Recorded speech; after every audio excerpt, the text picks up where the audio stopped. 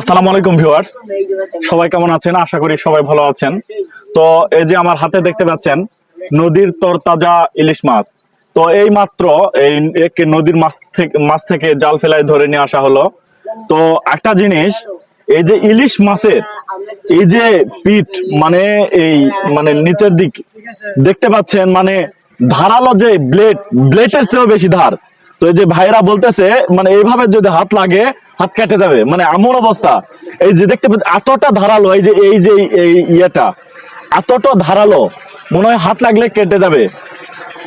তো মানে অসাধারণ, মানে এই যে নদীর মাঝখান থেকে নিজে ইলিশ মাছ ধরা দেখলাম, এর একটা যে অনুভূতি, মানে এটা ভাষায় প্রকাশ করার মতো না। মানে খুবই খুবই ভালো লাগছে, মানে এতটাই আনন্দ পাইছি এর আগে মানে এরকম নিজে চোখে বাস্তবে দেখিনি জাল ফেলায় মাছ ধরা।